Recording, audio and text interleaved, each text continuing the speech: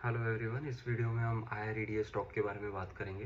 IREDA ने recently अपने Q1 FY26 के रिजल्ट्स पोस्ट किए हैं। तो रिजल्ट्स में जाने के पहले आप में से बहुत लोगों ने IREDA स्टॉक के बारे में ऑलरेडी बहुत कुछ सुना होगा। IREDA स्टॉक लिस्ट हुआ था 35 रुपीज़ पे और उसका all time high almost 310 rupees, तो 10 टाइम्स तो उसने अपने इन्वेस्टर्स को रिटर्न्स बना के दे दिए थे। But all time high touch करने के बाद अपना वो ऑलमोस्ट 50% करेक्ट भी हुआ था अप टू 150 रुपीज़, और उसके बाद से ही वो स्टैगनेंट हो गया है। स्टॉक ने 2 सालों से आई गेस इन्वेस्टर्स के लिए पैसा बनाया नहीं है, और उसके पीछे का रीजंस देखेंगे और Q1 रिजल्ट्स के बाद और कॉशियस अप्रोच क्यों रखनी चाहिए IREDA में, वो भी डिस्कस करेंगे।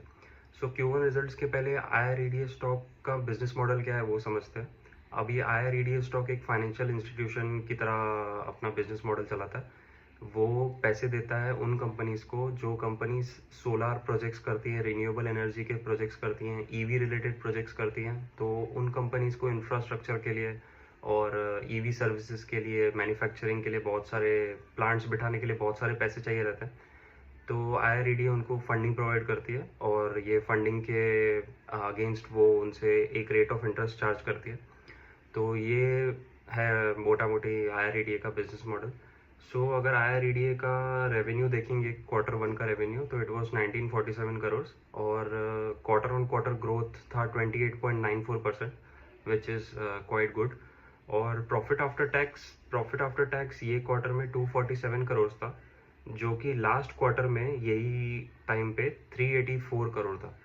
तो 28.94% का टॉप लाइन ग्रोथ के बाद भी बॉटम लाइन पे क्यों इतना नेगेटिव इफेक्ट हुआ है वो जानते हैं। अब नेगेटिव इफेक्ट क्यों हुआ है, क्योंकि IREDA जैसी कंपनीज जो हैं उनका NPA का नंबर्स रहता है एक। अब NPA का फुल फॉर्म होता है नॉन परफॉर्मिंग एसेट्स। अब जैसे फॉर एग्जांपल IREDA ने 10 क्लाइंट्स को 1-1 करोड़ रुपए दे दिए, तो टोटल उनका लोन बुक हो गया 10 करोड़, और 10 करोड़ में से उनको 10% समझो इनकम आती रहती है। तो ओवरऑल ईयर में वो लोग 1 करोड़ कमाएंगे 10 करोड़ देके। But in this whole year समझो जो रेट ऑफ इंटरेस्ट उनको 10% मिलना है, बट जो प्रिंसिपल अमाउंट है दे के रखा है उन्होंने 10 क्लाइंट्स को 1-1 करोड़ का, उसमें से 1 या 2 क्लाइंट ने भी अगर डिफ़ॉल्ट कर दिया उस पर, तो उनका पूरा जो इनकम जनरेट होने वाला है उस पर बहुत हैम्पर होगा। और इसी चीज़ को डिफ़ॉल्ट करने की चीज़ को ही बोलते हैं नॉन परफॉर्मिंग एसेट्स। और Q1 में IREDA के साथ यही हुआ है कि उनके NPA जो 0.95% थे पूरे FY25 में, अब Q1 में 0.95 से वो 2.06% हो गए, which is more than double. NPA का साइज़ मोर देन डबल हो गया है उनका। अब इसके पीछे का रीज़न ये है कि इनका एक क्लाइंट था जेंसॉन इंजीनियरिंग, जो कि सेम लाइन ऑफ बिजनेस में है। वो सोलार एनर्जी और EPC EV प्रोजेक्ट्स के कॉन्ट्रैक्ट्स लेता था। तो जेंसॉन इंजीनियरिंग ने अपने बिजनेस में कुछ फ्रॉड किए थे, और उस फ्रॉड को लेके इनके जो पैसे भी थे IREDA के उनके पास, वो भी उन्होंने यूटिलाइज कर दिए for their own personal things, और डिफ़ॉल्ट कर दिया इनके लोन पे।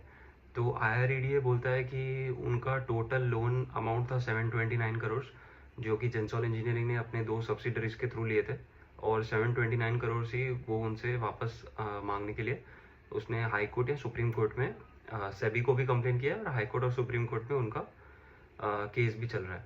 तो यही रीज़न है कि IREDA के NPA जो 0.95% थे लास्ट ईयर में, वो 2.06% हो गए।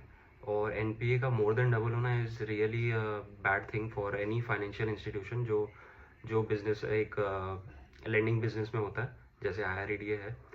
तो अब उनका केस तो चल रहा है और उनको पता नहीं कि ये पैसे कब आएंगे, इसलिए उन्होंने इम्पेयरमेंट कॉस्ट भी अपने बुक्स पे किया है ये क्वार्टर में, विच इज़ 363 करोड़। सो ये NPA की वजह से और वो इम्पेयरमेंट कॉस्ट की वजह से ही IREDA का 28.94% ग्रोथ के बाद भी बॉटम लाइन पे कुछ ग्रोथ दिख नहीं रहा है, और उल्टा प्रॉफिट आफ्टर टैक्स इनका as compare to last quarter is really down.